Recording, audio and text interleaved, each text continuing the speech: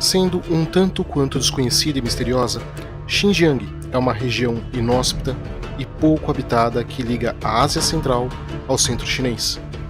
É uma área vital da geopolítica regional, com seu valor sendo muito mais invisível do que visível, e seu controle fundamental. No vídeo de hoje falaremos da região de Xinjiang e por que ela é tão importante não só para a China, mas de certa forma também para o Ocidente. Mas antes disso, não se esqueça de se inscrever e dar like no canal. É a sua interação com o canal que me motiva a continuar trazendo conteúdo de geopolítica genuína para vocês. Meu nome é Adrião Peta e esse é o Geopolítica Mundial.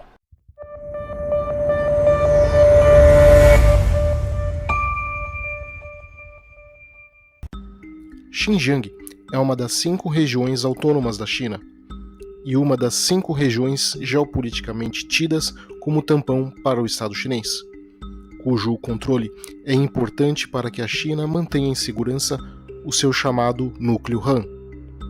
Xinjiang se localiza no noroeste chinês, fazendo fronteira com a Mongólia, Cazaquistão, Rússia, Tajiquistão, Quirguistão e Afeganistão. Ao longo dos séculos, diferentes dinastias chinesas viam com apreensão a movimentação de forças nômades da Ásia Central e da Mongólia que frequentemente atacavam as ricas planícies chinesas do leste. Assim, por milhares de anos, a China se viu dominante nos mares, mas vulnerável por terra a partir do oeste e do norte. O controle direto, com ocupação por forças chinesas ou indireta, através de acordos com os senhores de guerra locais, foi a estratégia vital do Império Chinês e até mesmo da República Chinesa no começo do século XX. Porém, a partir do século XVI, pela primeira vez, a China começou a ter que se preocupar com a movimentação de forças relativamente agressivas a partir do seu litoral, as expedições dos impérios europeus. Mesmo com a pressão europeia diretamente sobre o núcleo Han e frequentes incursões militares que causaram algumas das maiores catástrofes humanitárias da história, o Império Chinês e, na sequência, a República da China sempre tiveram algum grau de prioridade para Xinjiang. E o motivo é simples. A região de Xinjiang é uma ponte direta e aberta desse núcleo Han para a Ásia Central. Região essa de conexão com a Sibéria, Mar Cáspio e Oriente Médio. Ou seja, é uma área de acesso para toda a Eurásia. Não sendo à toa que por aqui passa a milenar Rota da Seda, conectando a Europa e a China desde a época do Império Han e do Império Romano.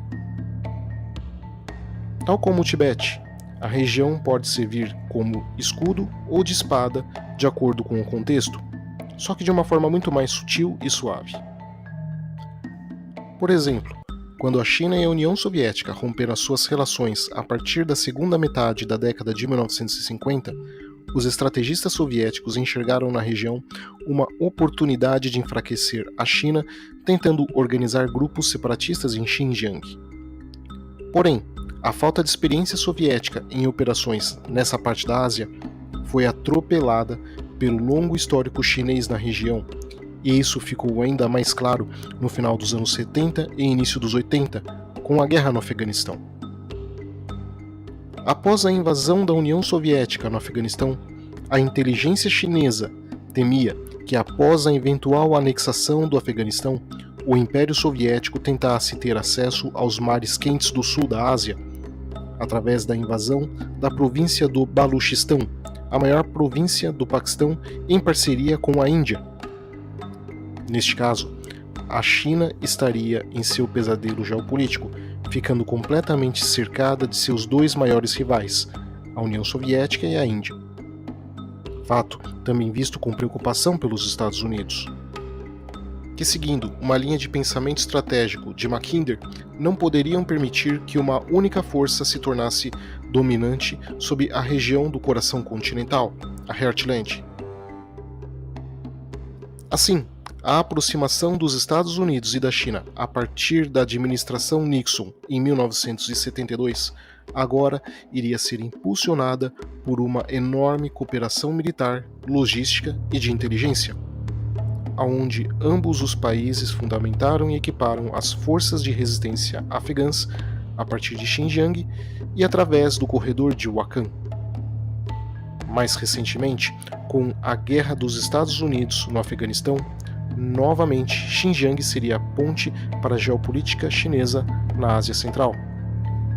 Enquanto os Estados Unidos e seus aliados mantinham as operações militares, Pequim abriu uma enorme linha de crédito que patrocinou a reconstrução do Afeganistão, ao mesmo tempo em que empresas chinesas construíam aeroportos, ferrovias, estradas, pontes, hospitais, prédios públicos, telecomunicações e principalmente minas, visando o rico subsolo afegão.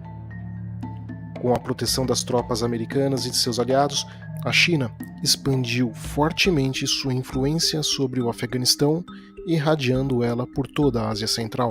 O mesmo se aplica, ainda que em menor escala, para outros países da região, que são abastecidos pela produção industrial chinesa, ao mesmo tempo em que garantem a Pequim o fluxo de commodities a partir de Xinjiang. Porém aqui, a movimentação geopolítica chinesa acende alertas na Rússia, uma vez que Moscou vê a Ásia Central como uma área de seus interesses sensíveis e de influência histórica, além de poder ser considerada um ponto fraco na geoestratégia russa. Ou seja, enquanto a estratégia do Tibete e Xinjiang são similares no sentido de proteger o núcleo Han chinês, ao mesmo tempo que servem como ponte para a projeção chinesa, Xinjiang se difere do Tibete no sentido de não ser uma geoestratégia tão assertiva e militarista, mas mais suave e financista. A partir do controle de Xinjiang e eventual projeção chinesa sobre a região da Ásia Central, a China garante que eventuais tentativas de a isolar do comércio mundial sejam razoavelmente fracassadas, em especial no caso do delicado Estreito de Malaca vir a ser um problema. Além disso, em caso de perda de Xinjiang, não apenas o núcleo Han poderia ficar exposto a agressões do interior do continente asiático, como também a falta de liderança estável na região levaria o extremismo islâmico a desencadear conflitos por toda a região, inflamando ainda mais o Oriente Médio e colocando em risco também o interior da Rússia, o Irã e até mesmo a própria Índia. Fato esse que seria um pesadelo global.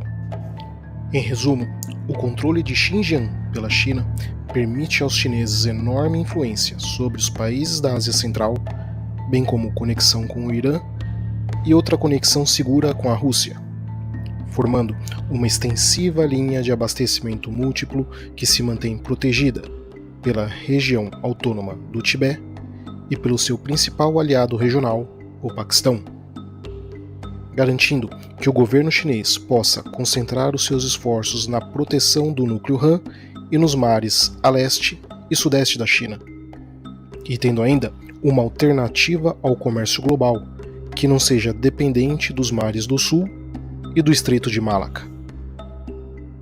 Não se esqueça de compartilhar o vídeo e se inscrever no canal. Obrigado a todos e até a próxima.